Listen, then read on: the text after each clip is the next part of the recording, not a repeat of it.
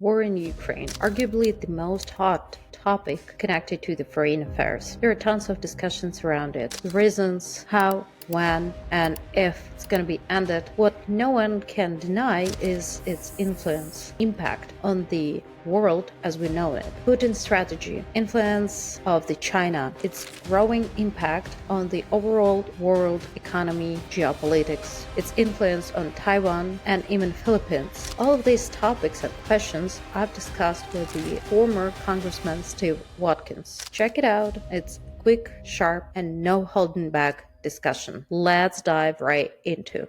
Hello, everybody, and today I have Steve Watkins joining me. Thank you so much for making this. And again, my apologies that it took such a long time. It's all For everybody, right. we tried to connect like for months or so with Steve, and it was totally my messed up. But here we are today. Thank you so much once She's again. she's lying to everybody. She didn't mess up. These we're both very busy professionals. She's an incredible woman. If you don't happen to know, single mother, I believe, and who's juggling all sorts of endeavors. Brilliant. And I'm adult who am lucky to be invited onto your great show. So thank you. Oh, thank you so much. Now you're making me like blush. I absolutely cannot control that. And that's most probably yet another reason why I'm so terrible at like behind the poker table. I can do math, but I cannot do the poker face. I'm Great. terrible. Good to know. We'll wait. We'll play some poker anytime you want. Okay, yeah, only in case if we will play, just with chips or I don't know, like matches or something like that, I'm good to go. Ah, But like play using money, I know exactly that I'm terrible, so oh, I that's won't go funny. that way. Well, you know your strengths and weaknesses. That's half the battle. I'm trying to be well, I don't know, smart. I'm still not even on the road toward wise, but at least smart about what I can and cannot do. But Yeah, yeah. That's a good philosophy. I think. One thing that I've been into just within the past few years of getting out of politics and being met with forks in the road and looking at various options. Um, I'm far from wise, but I realized that it's just best to play off of my strengths instead of and be good, like pretty good at something, than working on my weaknesses and being average at a lot of other things. And so I don't know if that's translatable to your life or the lives of your listeners, but um, it sure helped me, gave me some clarity and a light at the end of the tunnel. oh yeah, I can imagine that, especially taking into account that we are living in such interesting to say at least a period of a time, and it is Yes, very well bothering, and think that it is very complicated to say at least period of a time. I mean, the level of overall it's negativity, conflict, so high. it's crazy. It's crazy. I think what caught my attention this week as being the latest dose of that craziness was that Elon Musk's company, which has nothing to do with politics, so far as I could tell, Tesla is being targeted, and his cars and their drivers are being targeted with vandalism and even violence, graffiti. Um, I understood. I don't remember where I heard this, but I think somebody was shooting Oh, it's all into over a the dealership. X. Oh God, And I'm yeah, here it's with you. awful. I You can like or not the beliefs of Elon, but I tend to believe that the freedom of speech is still one of the major values here in this country, and it should be all around the world. You can like or hate it, but you are not allowed to destroy someone else's private property. I mean, how on Exactly. earth you can be targeted as the car owner, especially taking into account that you've been pushed by the government, by the society toward the electrical vehicle, and Hmm. because you wanted to protect the environment, which Right. is like really great. goal trying to achieve, right? Mm-hmm. And now you choose what was at the moment on the market, maybe one of the best options available out Yeah. there. And Yeah. now, simply because what is going on the political level, you've been targeted. No matter, like, no one is asking, like, what is your political views. It's just Mm-hmm. about negativity. But honestly, it seems to me that that's about, the when the overall level of the GDP and the national wealth is dropping, Mm-hmm. we tend to, and it's not only about the United States, it's about any country, we tend to accelerate toward the violence, we tend to accelerate toward these ways to show up how bad we feel. Yeah. Yeah. And we simply cannot find the better ways to express ourselves. Right. I And also like have heard, mhm. yeah, go for it. No, I agree, and we see that not only at the national level, we see that in at a neighborhood level. The the neighborhoods with the most crime tend to be the neighborhoods with the least income per household, and so that poverty is this practical ramification, but also a psychological weight to it, and will lead to lawlessness um, in a nation, in a political movement, as well as a neighborhood. But what is one last thing I wanted to say about Elon Musk was that there was this. I read it. I didn't see him say this, but I could kind of hear him say it, and uh, he said something like, "What? I just can't believe this. Like I've never tried. I've never hurt anyone. My cars have never tried. I've only tried to help people." And what it was is he's kind of vulnerable in that moment. And it was as if he had discovered something about the human condition through politics. He discovered it for the first time. And that's something that if you've run for office or you've been in office, you see humanity kind of being chipped away like that. It starts off with people ignoring you or unfriending you, and then people saying bad things about you, and then people lashing out at you, and then lashing out at your family, and then it turns to violence in this case, turns to lawlessness. But it's there's real there's just it's a scary and sad discovery when you look at the underbelly of humanity, and unfortunately politics of all things shows that underbelly to each other.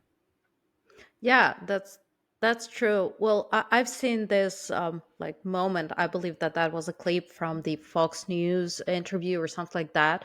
I've Mm-hmm. seen it as well. And to be totally honest with you, yes, I do understand Elon's feeling around how unfair it might be. On the other hand, if you will check his tweets, you can find a lot of negativity, to say at Mm. least, and in his personal opinions. And again, I'm not Mm-hmm. aware if he's the one who's tweeting, or maybe he has tons of ghostwriters. We never know nowadays, right? But his X account is fulfilled with very controversial ideas, Is starting it? Yeah. from the like Canada isn't the real state, which is a huge thing you cannot say about the like other country and everybody who lives in there, right? Right. So he tend to start personally tons of beefs, and not everybody eventually will be able to process them in a logical way, or from the perspective, well, you know what, that's the freedom of speech, that's the It's one fair. way It's to very fair. check it out, right? Yeah. So I mean, yes, you can say that, or you can argue that I've never done anything wrong. On the other like side, if you're assuming that all your actions solely connected with your products and Mm-hmm. services, and not with what have you told, which is also Mm-hmm. an action in a way, right? Right. That means that you're trying to separate fully yourself from the companies you're owning, which Right. is not the case. I mean, No, it's if not. No, it's not. And so, here he's yeah, yeah. you're absolutely right. Even and I take it back to what you said about even if he has ghostwriters, it, it doesn't matter. I mean, he's still accountable for what his account tweets. Subject to it being hacked, which I doubt that will ever But happen to again, Elon Musk. But attack he's his accountable for what he products. said. Yeah. It's absolutely unacceptable. If Yeah. you cannot tolerate, and to be totally honest with you, I'm one of those people who have very hard times tolerating a lot of rhetorics coming from Elon. Hmm. Even though I do respect him as an entrepreneur, business owner, I do believe that products he's making is amazing. It might Hmm. be better, but they're awesome. But I have very hard times tolerating or wrap my head around his rhetoric, his ideas. But I'm not trying to again violate someone else's private property, aka cars, dealers, distribution centers, to make my point. Right. I'm Right. discussing his ideas with my friends, because the fact that I'm gonna bark at tree, like, or trying to post on X something mentioned Ellen. Come on, let's be honest here. What is the percentage of probability that I will be able, to make my point toward him? It's probably zero. But I know that Right. he has incredible influence, and if I'd like to make sure that inside my bubble, or inside my world, let's name it so, because again, I'm very Hmm. well aware of the fact that I'm not able to have an impact, like such broad impact, right? Right. I will brought up these topics and I will share my opinion about them. But again, You're not. thinking, Yeah. yeah, you go for it. No, I'm saying, but I don't see you grabbing a can of spray paint and going out and writing swastikas on the sides of Elon Musk's vehicles. That's Teslas. clear That's violating of there's law. Yeah, That's it it. is. It's lawlessness. That's It should be treated as such, and again, that I'm needs to not be the a one who's value in that love we. with his Yeah. ideas. I tend to believe that DOGE, by its nature, by the idea behind, is incredible idea, which has Hmm. been brought up by tons of different cabinets. We've seen Hmm. that with the Clinton Gore administration. We have heard that from Obama administration. So there is Hmm. nothing new under the sun, right? Hmm. But implementation, again, from my perspective, and I'm Hmm. not the economist or I do not have special education, but from my perspective, it seems to me that they are way too chaotic, and Hmm. I do feel the lack of transparency, and I Hmm. do feel the lack of very specific planning, like what exactly you're trying to achieve, and have you ever checked that you can actually do that, that you can Hmm. hire in one day thousands of government employees, or cancel contracts, etc. Again, I'm Hmm. not saying that this is impossible. From my understanding, it's still under Right. the checks. But again, if Mm-hmm. you're going towards such a complex goal in such, again, storming time, you are responsible for making this not properly, but at the best possible way. I hope that this Hmm. makes sense, but It does. It does. that's I think it like, makes complete sense, and I think it's very thoughtful critique of Doge. And w- my thoughts on it um, are a little different. Um, it pl- it's something that I think is overdue, and it's like, well, yes, everyone has had a problem with that, with government fraud, waste, misuse, and abuse. The fact that Trump is handling it in a very public way, he brings it up in the State of the Union that wasn't technically a State of Union, but it kind of was, because it was to the both houses of the chamber, and so and people who are trying to afford groceries and gasoline and going, we're spending how much, where, for what, and finally we have capable, competent, wealthy people who are going to do something about it, and it plays well despite political ideology. And the Democrats have not handled that super good. Like they first, they a lot of them, they try and kind of pick away at, well, this wouldn't such it wouldn't such a good idea to lay off TSA workers. Yeah, I don't know, 400 or so. When the organization's like over 100,000, none of them that were laid off had anything to do with the control of flights.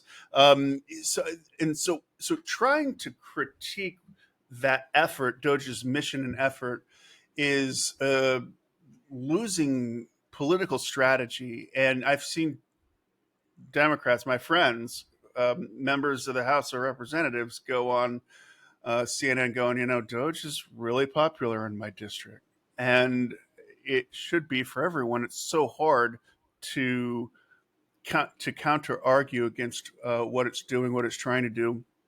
You could say it's not doing it great. Sure, the government doesn't do anything great, hardly, and yeah, it probably could do some things better. But my gosh, it feels good to get the sense that we're not wasting our taxpayer money, and that should transcend political lines. But they're choosing to not. Democrats are choosing to not embrace that, and instead to find flaws in it and to push back against it, or to nitpick. That's where I'm at, and I'm just thinking along the lines of Trump about the next election cycle, the next political election cycle. What are Democrats going to run on? Because Trump is going to run on this. He's going to run on Doge. He's going to run on hopefully ending the war in Ukraine. He's going to run on, even though probably the stock market is going to take a hit, and interest rates aren't ideal, but he is doing better in the long term, and he's going to have plenty to have a follow-on Republican to give him a platform than the Democrats will, and so that's just kind of how I find it interesting. Is careful with what you're lashing out Democrats at. can, If you're oh yeah, the careful with what Democrats you're lashing can, out at, if you're going to run for office, yeah, because it's wildly popular on both sides of the aisle. and it should be so, and it's rightfully so. And again, I tend to believe that the basic idea behind is incredible, it's amazing, and it should be there. Yeah, The but it really only go ahead, please. Yeah, the only thing again I'm missing is the um, transparency, is the more or less specific planning, and to make sure that inside of those plans, all the legal Right. checks has been already taken into account. That if Mm. you wanna to do anything alongside or inside of like of this specific plan, you have checked that you are able to do that, Right. and that's Right. that's that's It's it. fair. It's a very I'm fair. It's a all very fair in. point. It's a very fair point to bring up, and yeah, and it's a process. It's the newest government agency. It's hopefully only going to get better. But the fact is that spit.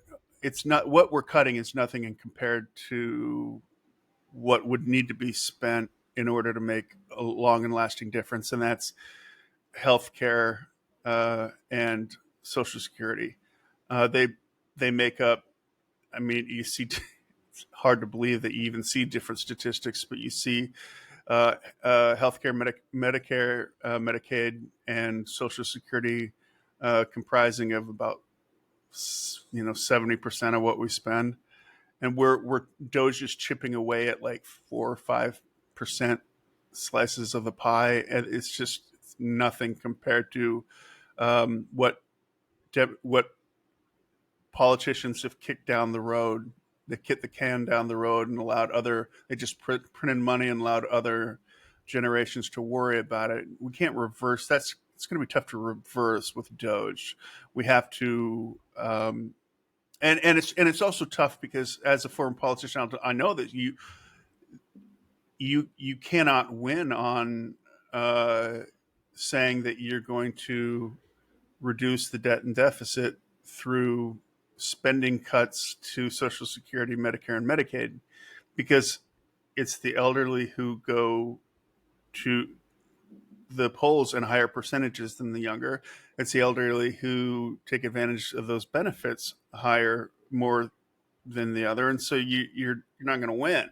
So you're in a tough position, quite frankly.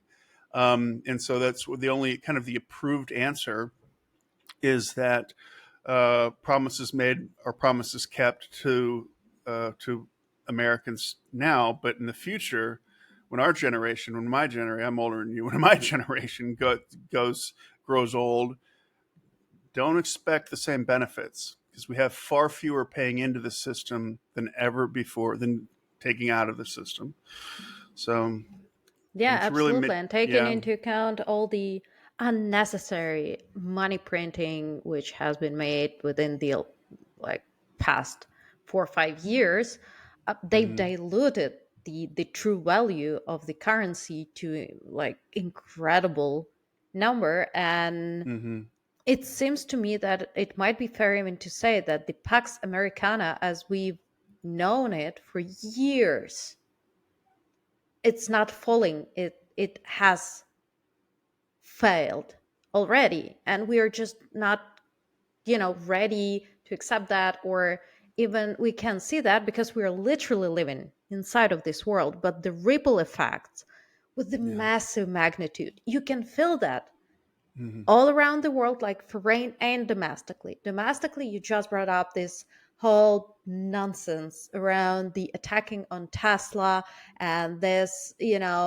um, to say at least different opinions around DOGE and Trump administration. mm-hmm, And again, majorly because people are so angry, right? Same applies to the foreign policy, war in Ukraine, Mid East, mm-hmm, Taiwan, and mm-hmm, you can go on and on and on, right? The Europe start to militarize as crazy. And mm-hmm. well, you cannot blame them for that, right? The tariffs war. No, And yeah, if yeah, you will check this situation from the perspective proposed by Neil Ferguson, that Trump and his administration are very well aware of the fact that they are initially on the weakened position, that they are not anymore undisputable world hegemon, even though they still have the greatest economy in the world. That's the biggest card. That's the most powerful card. So you have to play it, which means that you have to do what you're doing. And yeah, that's provide tons of complexity. And but I mean, it's that's why I mentioned that it is interesting times, because I tend to believe that within our lifetime, mine and yours, we're gonna see how the world order and the world by itself will change, and that's inevitable. The only thing I'm hoping for, that there is still a tiny chance, and again, tiny.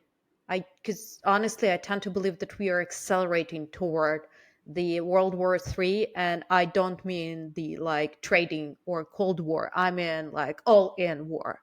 mm-hmm, And there is a tiny chance that we can still avoid it. And mm-hmm. but the world order will be changed. And how will the this country survive through that storming period of a time? I have no idea, honestly. Right, I don't right. have any recipes. But what an interesting time in which we live. This war is not just about Ukraine's future, it's about global power, it's about global economics and world order. And you that's the argument just heard you make, and I agree with you completely. Um, it's it has created shifts, new alliances, and changes, uh, that have rippled through every country, rippled through Europe, um, and now we're seeing we're seeing the effects, um, and we're going to see the effects for a long time.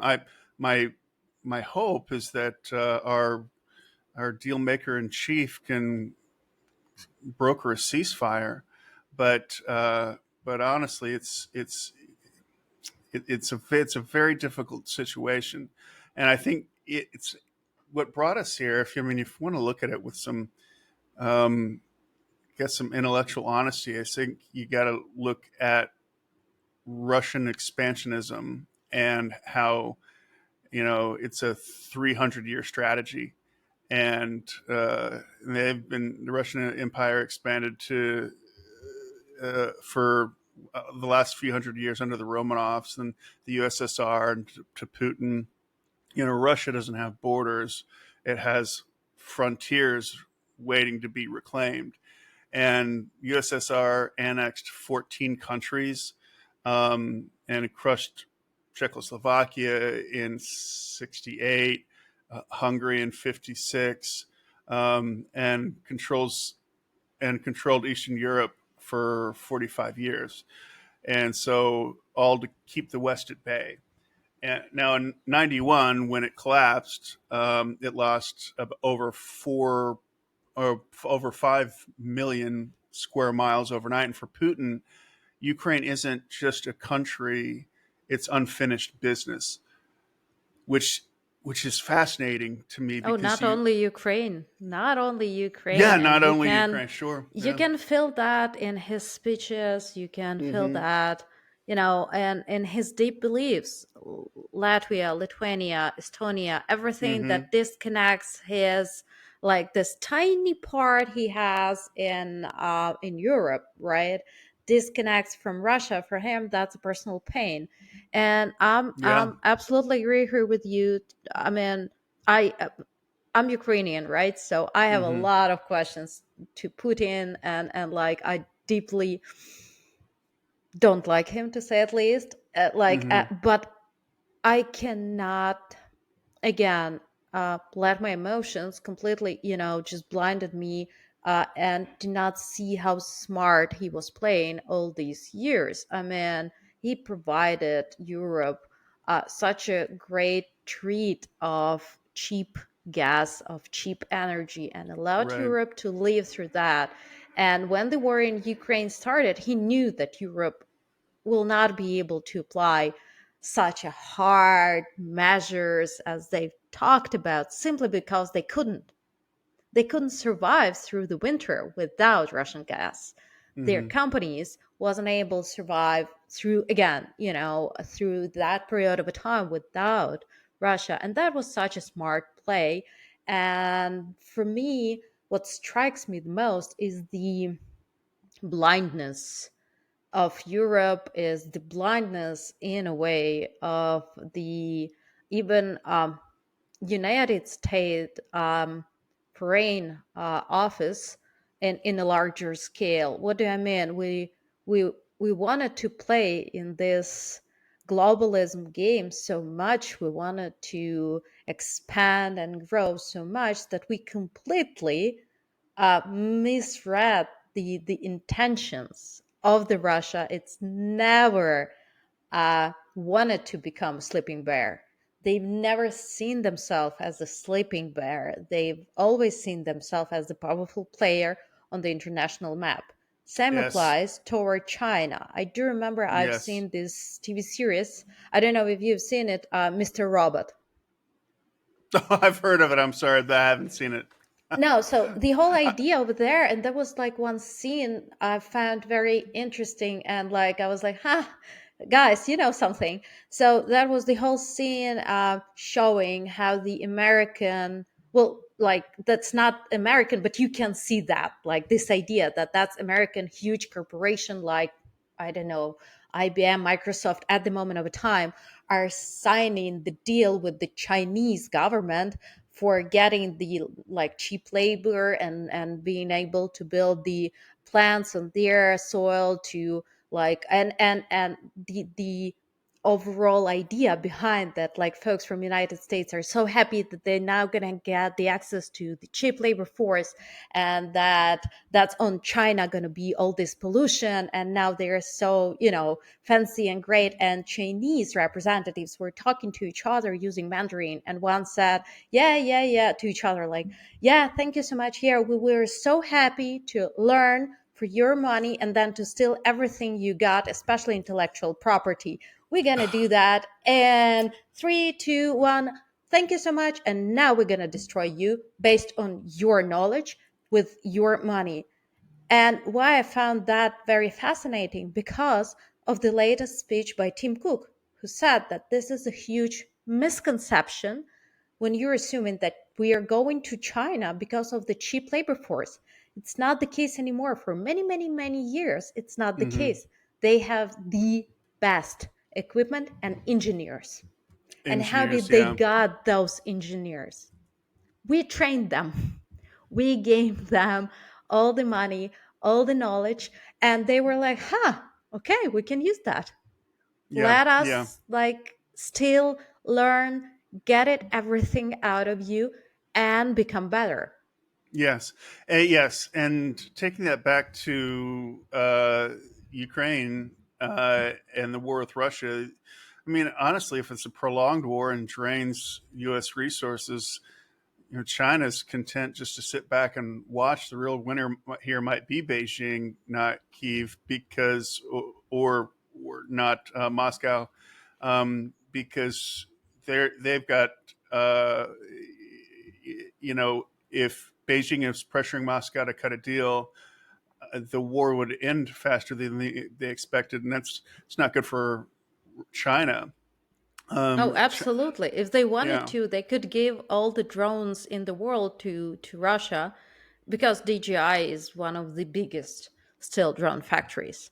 And from the very beginning of the world, both sides were using actively DJI drones to spy on each other, to Hmm. initially to do everything and anything. And of course, Hmm. Ukraine now has progressed well toward the huge pressure, right? As the one of the leaders of the drone industry in the world, but China still have all the resources, all the materials. You cannot produce the drone without chips and etc. from the China.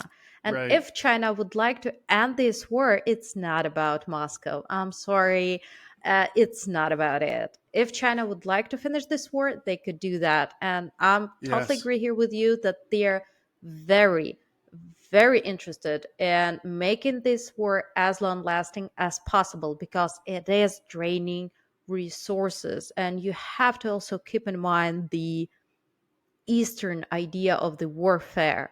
They've never been about, all in, let's just kill them all. That's not Prussia Empire. That's not Germany, Hmm. typical Western world approach. Let's Hmm. just meet at the battlefield. No, come on. Chinese generals were looking for the best time and the best opportunities to not waste even one life. If you can train your opponent to death, why you gonna meet them on a battlefield? Yes, Why you wanna exactly. go there, right? So Exactly. Hmm. If one thing I think is, if the last Cold War was about nukes, this one's about chips, energy, and influence. Um, you know, Russia is now China's junior partner, and that's a role Putin doesn't like, but he can't escape it. China plays it safe, backing Russia in rhetoric, but not in weapons. And China's like a weak, a weakened West, but not. They like to see America suffer and become weakened. They can't afford Russia to become bankrupt, but they're Russia's gas station now, basically, and they're a gas station with nukes. So. which is terrible. And the fact that China like feel or even allow, I would use this word, themselves to post on X something like, you know what, United States, if you wanted to go for a war, any type of a war, Hmm. trading, any. We are ready. That's such a bold move. Yeah, The fact that they allowed themselves to use the rhetoric like that, right. to use As language like that, as they it eyed has been, Taiwan, yeah, right, unimaginable. Even 20 years ago, you couldn't even imagine that any world in the country will allow themselves to use the rhetoric like that, or we that live. any. Yeah, we live in crazy times. We our politicians are national leaders, and their people, and the Politburo. They just don't talk the way people did 40 years ago. It's amazing to see. I think it kind of goes hand in hand, or at least it's not mutually exclusive from um, just the what people were willing to say online, but not in person. But in China also, it is an interesting role it's playing to its west. It's got its eyes on Taiwan, and the I think the way that Ukraine Russia plays out will and U.S. involvement or the extent to which U.S. Has a temperament to remain involved will affect their calculus in dealing with Taiwan and of course there's Israel fighting for sovereignty, and Kashmir remains disputed. But yeah, China's, and I just got done living in the South Pacific for 8 months, where the South China Sea is hotly contested and actively being contested uh, with between China and the Philippine government, and it's part of the China's Belt and Road Initiative. It's China wants to. China's open about what they want. I mean, they write books about it. They write songs about it. They want to be a world superpower, be a co-equal to the United States, and do so peacefully. And if not, then that's why they're building that army. Yeah, absolutely. And you're absolutely right. They absolutely open about that. They absolutely open about the fact that they are not willing anymore to face another 1,000 years of destruction. Mm-hmm. And they've learned their lessons in a way. I mean, through incredibly hard times. I mean, Mao time, that was unimaginably terrible and fulfilled with violence times for the China. Mm-hmm. But it seems also to me that in the Western world, people, because they had all the protection, great GDP, all the growth, everything, they've softened in a way. I'm not saying, like physically, but also mentally. If you're every time in your lifetime, you've been protected, you knew that you're going to make more money or more wealth than your parents did, that your child or children going to be protected, you will have everything you need, you're starting to relax. I do remember after the war like started, not the overall war in 2014, but like Mm-hmm. the Russian invasion in Ukraine in 2022, when Mm-hmm. I crossed the border to Europe after a couple of months has been in Ukraine on the front line, etc. I crossed the border, and I do remember that thought in the back of my head that, oh my God, folks, you're so soft here. I cannot imagine how you will be able to go through something we've just did. I have no idea. Like seeing Yeah. this peaceful, incredible Swiss cities and like German cities, tiny, and everybody are so peaceful. And you're like, I have no idea what are you gonna do if What are you the gonna do? tanks or Yeah. drones will attack you right here, right now. I have no idea what, I don't know, such a great city as New York will do if the drones will attack them. There is Yeah. no protection currently in the world. There is no protection which is able to stop the swarm, the huge swarm of drones. Taking into account all the glass in the downtown New York, Mm-hmm. it's terrifies me to like to death to even think about that. But I'm looking at all these peoples and I'm thinking, guys, you don't even know where the closest shelter is, Right. Right. or how to get there. You have no idea, and you've never even asked yourself because you didn't have to. You had such a great protection that you even didn't have to. And Yeah. it seems to And me this had that the. that's, hmm yeah, hmm Well, and you see that we see that protection revitalized. I think Macron called NATO brain dead. NATO was established to help keep the world order, and Putin tried to break NATO. Instead, he made it stronger. Finland and Sweden joined. Uh, Germany rearmed. Eastern Europe is now the alliance's front line. NATO just got bigger, tougher, and closer to Moscow's doorstep. And the U.S. has reasserted itself as Europe's protector. And so uh, it shows that U.S. leadership still matters. Um, does it but though? I mean, taking into account the Munich conference when the Vice President J.D. Vance mhm. almost offended I totally offended. a lot of European folks, and Europe is trying to um, move as far as they can from the very confident umbrella of the um, US protection because they do not trust US anymore.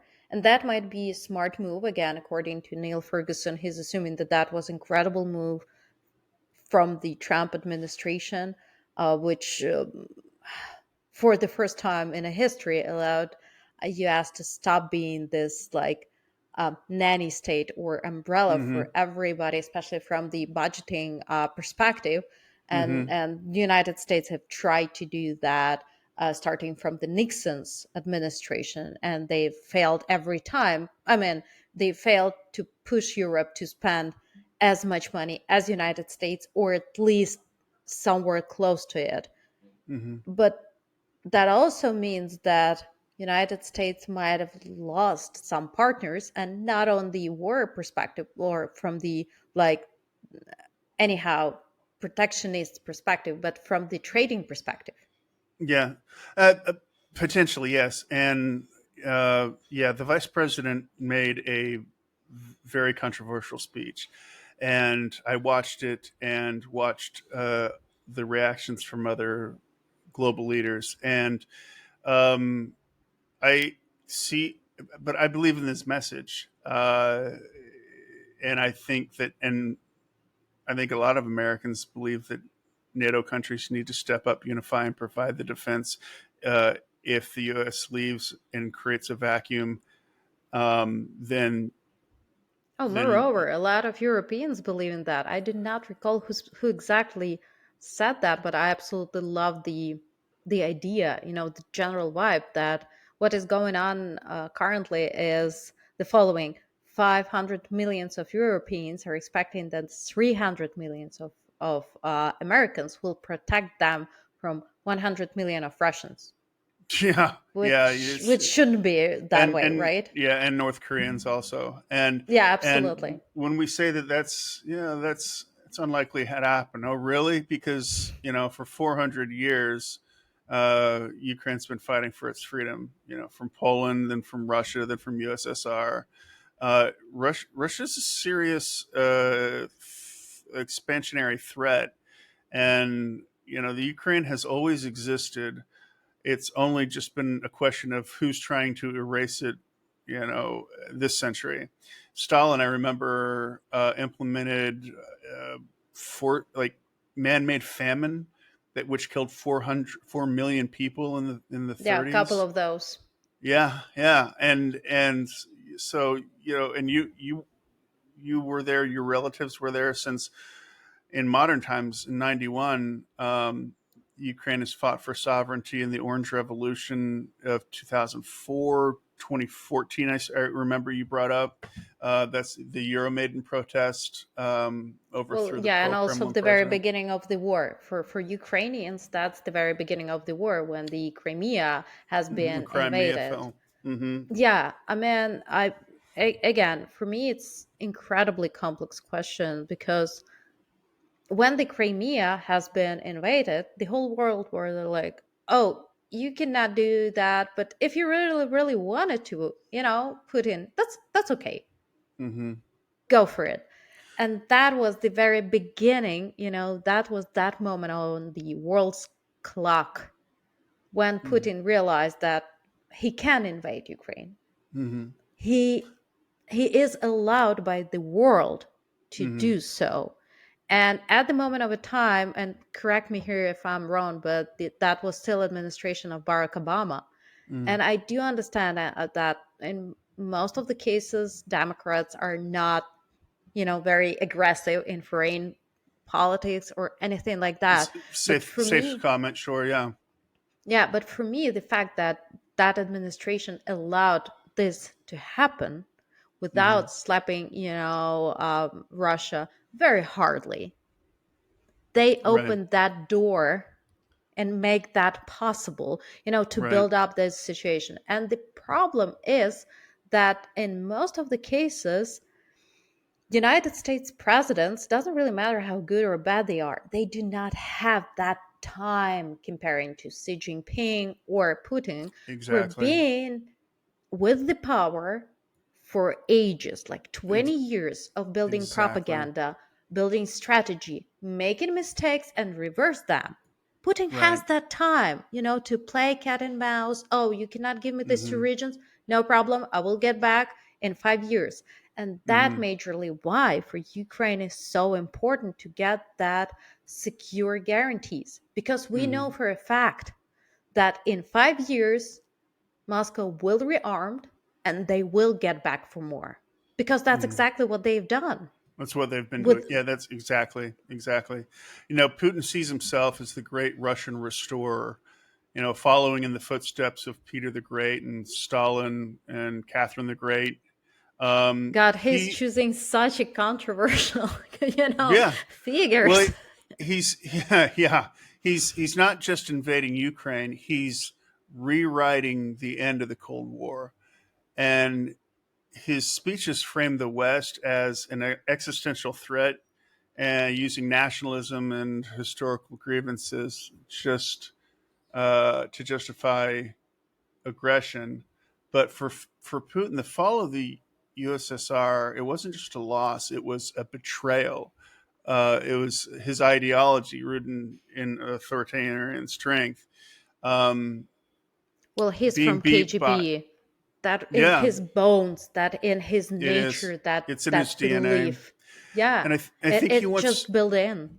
Yeah, and I think he's looking. He's at the end of his career. He's at or approaching the end of his life, and once he sees himself on the same level as those whom I mentioned, um, and he sees himself his manifest destiny is to restore the greatness of Russia, and he's going to go out trying to do that at the expense of Europe, or maybe not. Like I said, NATO and Europe is unifying, realizing that if if if the U.S. pulls out of here, we've got to be ready because there's no stopping him. And contrast that, and I want to get back to Zelensky really quick because here you've got a former comedian and turned wartime leader, and he has really mastered the power of messaging. And wars Well, are fought. except the very last like the very last case in White House. Honestly, Yeah, yeah. even again from my perspective, being Ukrainian, Uh-huh. for me, how did the Volodymyr Zelensky choose to react to both President Trump and Vice President JD Vance was not good from the diplomatic perspective. I'm Right. not saying that President Trump or Vice President JD Vance has acted anyhow okayish, but you are on their soil and you came to sign some agreements. That's your job as the leader of the nation, in our case, in that case, Ukraine, to show the best face. Yeah, I do not a understand the great. emotions. And I've been in the Oval Office, and it's intense, and it's that in that situation. Unfortunately, I think everybody kind of looked bad. I think it And was that's actually because of the cameras. Honestly, my take is was like, put all the cameras away, and now yeah, no yes, one, yes, nor yes, Zelensky, neither JD Vance or Trump, needs to show off how great, how big, how bold they are, how right. they're protecting their country interests, and play all this Hmm. nonsense game of, showing off. You're absolutely right, Aaron. Those tough conversations need to happen behind closed doors, and then once they're done, you open up, and then you invite the media in for the more civil conversations, the Yeah, just to conclusions. let them know that, what we've agreed toward. Here's Right, the list, what we've signed, what we've agreed toward. Here's how we're going to right, implement it. We are the winners. Hooray, hooray. And that's it. Right. right. But instead, they've chosen to play that out loud publicly. Yeah, And it didn't work out well it for didn't. none of us. Nobody came away looking great there. But think about Zelensky here. Russia launches a war, world's second or third biggest army, kind of depending on how you measure it, and so uh, they launch a war against you. The experts are saying that they're going to make it to Kiev, and Kiev will topple in 72 hours. Now, that was 2 years ago. It's almost And three. yeah, almost three. And Putin thought it would be a blitzkrieg. It was a meat grinder that they're just throwing its citizens at, and now North Korean citizens at. Now, the once feared Russian military has lost somewhere in the neighborhood of 300,000 troops, and I don't know, armored vehicles, maybe 15,000, dozens of warships. And I tell you, that's some pretty incredible leadership by Zelensky, and it's pretty incredible resilience by Ukrainians. And you don't find people of Western Europe cut from that cloth. I came That back was from. very hard time. You're Mhm, absolutely right. And the very powerful and great decision was, first of all, to stay inside the country, to send all these messages of clear support, almost bumper sticker messages, mhm, and to provide opportunity everybody who wanted to arm themselves. mhm. I've seen on the streets former teachers from the elementary Wow. schools Oh my God. patrolling streets. Oh I've my gosh. seen I've seen women patrolling. I mean, tons of Yeah. thousands of women are now serving in the army. And yes, while and again on X, by some reasons, I would imagine that because that's the hottest topics, right? Here and Right. there Right. are videos popping up about how the Ukrainian army are grabbing men out of streets and like pushing them inside the cars to afterwards push them toward frontier, and how these guys are like crying, fighting, they don't want to go. And it looks terrible. On the other hand, how many of, if you're going to ask yourself very honestly, that's the war is going on right here, right now, and you can die over there. And that's the best case scenario. Worst case scenario, you're going to be hardly injured, and you're going to need to live your very short life in that status. Yeah. Will you voluntarily go over there? Or you will Yeah. try to go away? So do not judge our people until you will face the same question. Right. And I think a lot of that's influenced from the top down. Zelensky didn't flee, he fought. And when leaders lead, people will follow. Think of how difficult it would be to deal with the local population if the president had fled the country when he could. and said instead of saying instead he said, I don't need a flight, I need ammunition. Oh, Oh yeah, what absolutely. And tons of what a like folks great. who could flee. Like for example, Hmm. I don't know, our rock groups, right? They were fighting on the streets. You Oh you wow. you you former singer. Like can you imagine that? I don't know, just choose any band currently popular. Can you imagine that who's I don't know, Backstreet Boys fighting a give me war. a name. Yeah, give me a name. They will Yeah. leave. They're gonna grab Kalashnikov and they're gonna stand over there and they will be shot in the chest. Thank God, not lethally, but still. And they will Right. went on the street and sing a song, Червона Калина, right? That was at the moment the anthem. Because the guy who never supposed to even fight that war, you cannot imagine that like again, singer will do that and they still stood and make it happen.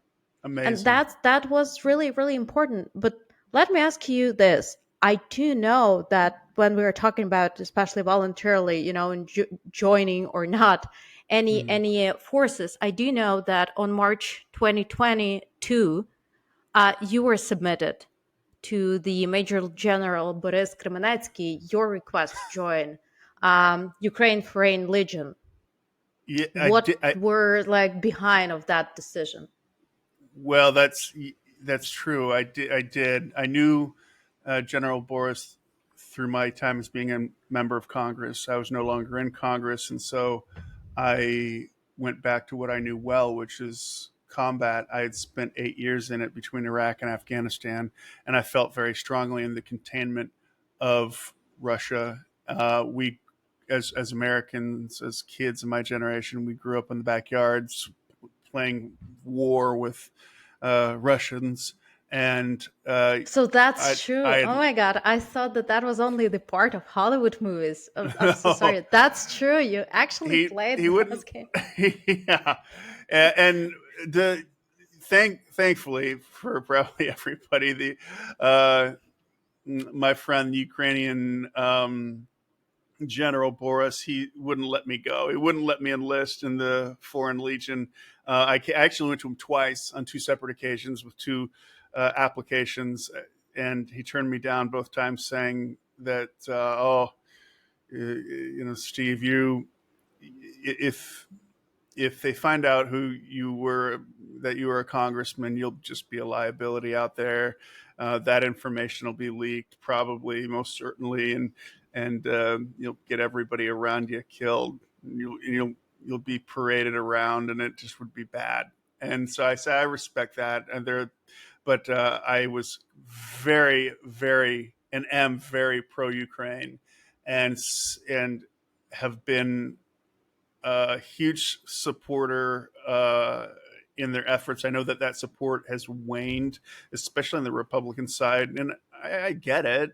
Um, but I'm so proud that that Ukraine has responded in such a way. Like, it's just one point I want to make is in 2014, Ukraine had 6,000. That's it, 6,000 combat ready troops. Today, it has over 1 million battle hardened fighters, and it's not.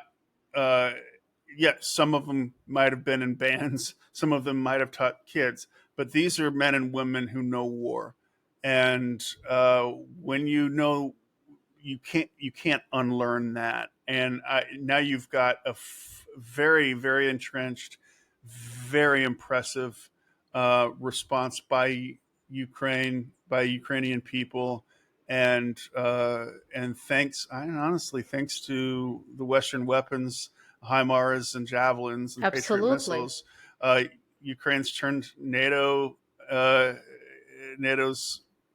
testing ground, is basically a testing ground, and Putin is a punching bag. I it it's great to Yes. see. On the other side, now when I've set the stage and set you up a little bit, let me ask you this. There was the phone call just recently. between the President Trump and President of Russia, Putin, and they've agreed to make the 30 days of ceasefire. And within the 7 hours or even less, Putin have bombed specifically energy related objects in Ukraine. And for me, this is yet another thing exactly allowing themselves to do such thing. Exactly the same what Beijing, official Beijing, allowed themselves to say toward the official Washington. We are ready for war. Let's play around. So my question would be, what's your take on this situation and why official Moscow, in a way, are allowing themselves to say, you know what? Yeah, we're promising, but I mean, that's Washington. We do not really care if we're going to keep our promises.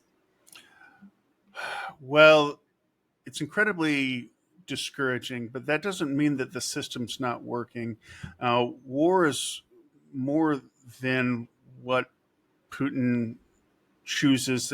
We've got, you know, e- e- every. I think, in my opinion, that's choice by Putin has actually made Russia weaker and weakened their position instead of strengthened it. He's fortifying NATO. He's fortifying the people of Ukraine, and he might get away with a few bombs here and there, but he's just prolonging what I think is going to end up being um, a losing battle. Either it'll be a protracted war and go on for years with basically nothing happening, or it's gonna finish up and everybody needs to save face, and so he'll get Crimea so he can call that a victory. Zelensky will end the war. He'll call that a victory. Stopped the Great Bear, and Trump will be able to say he brokered peace. So everybody's the big winner, and so that's the direction that we're going. I think, and I don't. Winners on the paper, because I do Yeah, remember at the very beginning of yeah, the war, not very beginning, I would believe that somewhere on the beginning of 2023, when we were 1 year into the war, some of the folks on the Ukrainian side started to share this idea that the war in Ukraine might turn into the war in Afghanistan between the USSR right. and Afghanistan, where these Mm, were, yes, that was the end of the USSR. That was one for sure of the major reasons of why the Soviet Union has fallen apart, right? mm-hmm. But at the end of the day, what happened?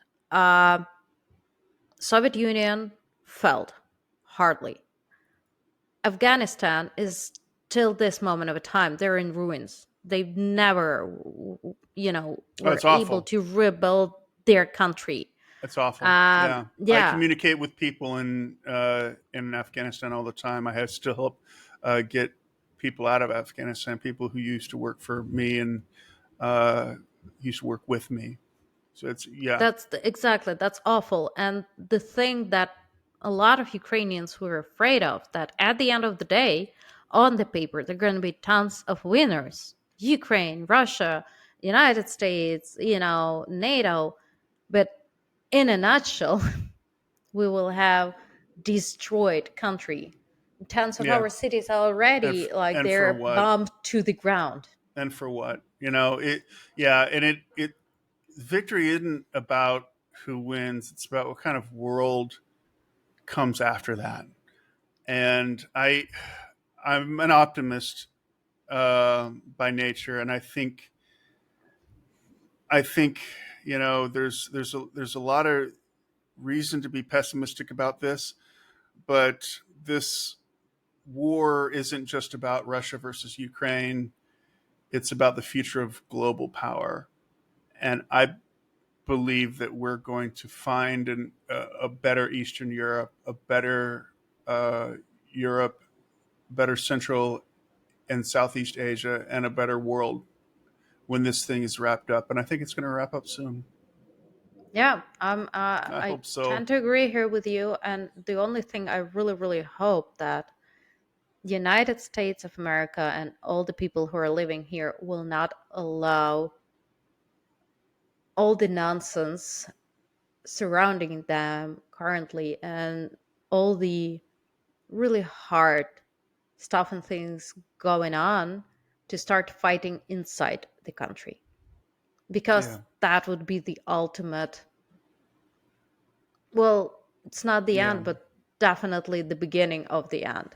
And Yeah. that's the only thing I really, really don't want to see in this country, because that's the Girl, have a worst. little faith. I hear you. And I know where your heart is, and I know how your mind thinks, and I respect you so much. And I don't think it's gonna. I don't think it's gonna escalate to that level. I It's really hope so. scary. You I know. really hope so, because like if China gonna be that stupid, they will attack United States, and then God have mercy upon them. Yeah. I have no doubt that the United States will destroy them, like to the ground. There's nothing going to be left out there if they will be stupid enough to attack in any type, shape, or form. Hmm. They can bark on the tree, but they cannot, attack. But if they're going to be smart, they're going to just, wait. Right. Right. Well, if But their army is anything like Russia, it was made for parades, not war. I mean, it's Russia. One of the things we discovered was just how weak they are as a global power, despite how much money they spend on their military, despite how big their oh, military that's why I is. have no doubt that like Chinese and even the um even if official China, will end up partnering with the official Moscow and official Tehran, like forming Yeah. this like global power unity, I Hmm. have no doubt that they will not stand long against the Western world, against the United States, against NATO. I have no doubts about that. Hope Majorly because so. no matter they're trying to arm themselves, that's about fight for freedom, and you can see that clearly how it played out already in Ukraine. We Yeah. were tiny, we weren't armed, but that was fight for freedom. It's a And big if you're difference. fighting for freedom, exactly, that's not about tools, that's about valor, that's about, hearts of the fighters. Right. And you Yeah. cannot mess around with that. No, you No can't. matter how big or strong or powerful you might feel or look like, you're gonna be destroyed to the ground, especially if you're gonna try to mess around with the whole world. Russia was fighting for territory. Ukraine was fighting for its life. You know who's going Exactly. to win in the end. Exactly. You're absolutely right. And same applies here. If China will try to mess around and fight for territory or influence way too hard, at some moment of a time, United States will try to and start to find for their lives, for their lives, for the lives of their children, for their future.